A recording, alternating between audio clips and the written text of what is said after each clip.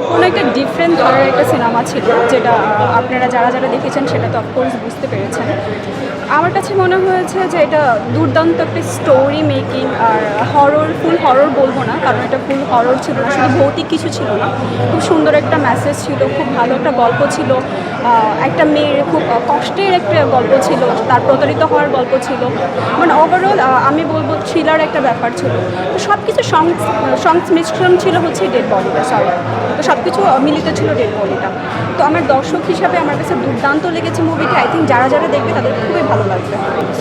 এখানে বেসিক্যালি পুরাটা সিনেমাতে আমি দেখলাম অনেক বেশি হাতে তালি দিয়েছে মানুষজন, এবং প্রতিটা সিনেই। ইনফ্যাক্ট আমাদের গানগুলোই খুব ভালো ছিল, মেকিংগুলো ভালো ছিল, সবার ডায়ালগ ডেলিভারি, তারপর একটা সিনেমাটিক যে ভাইবস, প্রপার একটা সিনেমাটিক ভাইবস ছিল। তো দর্শক তো খুব এনজয় করেছে, এবং আমার কাছে মনে হয়েছে সিনেমার আসলে একটা সিনও বোরিং হওয়ার মতো কোনো জায়গা ছিল না। হ্যাঁ, দ্যাটস ট্রু। কিল হিমের পরে আমার ডেড বডি সিনেমাটা আসলো, এর মধ্যে একটা 1 ইয়ারের গ্যাপ ছিল, কারণ আমি নিজে থেকেই চাচ্ছিলাম ভালো গল্পের, ভালো মেকিংয়ের কাজ করতে। কিল হিম 2 শুটিং শুরু হবে খুব রিসেন্টলি, আমরা সেটার জন্য প্রিপারেশন নিচ্ছি। তো আমি আমার যেই টাইপের সিনেমাটা আমি করতে চাই, এরকম একটা সিনেমাতে কাজ করতে পেরেছি, তাই আমার খুব ভালো লাগছে।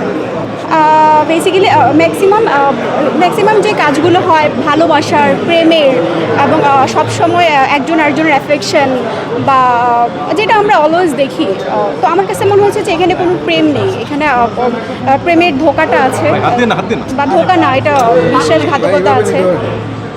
তো একটা ডিফারেন্ট স্টোরি ছিল, আর আমি এখানে তো একদমই এখানে মানে তথাকথিত ভালোবাসা, প্রেম, রোমান্স কোনো কিছুই ছিল না।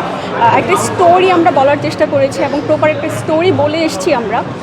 তো আমার কাছে মনে হয়েছে এটা এখন তথাকথিত যত কাজ দেখেছেন আপনারা বা দেখছেন, তার থেকে ডিফারেন্ট একটা কাজ করেছি।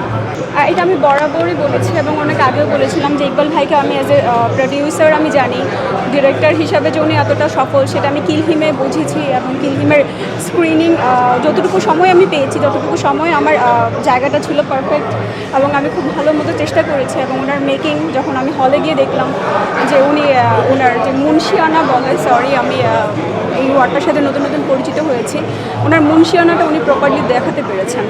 তো ইকবাল ভাইয়ের সাথে ডেড বডি হচ্ছে আরেকটা কাজ, যেটার মধ্যে আমি আসলে যেই ধারার কাজগুলো করতে চাই সেই ধারার কাজের একটা সুন্দর মেকিং আমি ওনার কাছ থেকে পেয়েছি। তো ইকবাল ভাইয়ের কাছে কাজ করার অভিজ্ঞতা ছিল আমার দুর্দান্ত, দারুণ।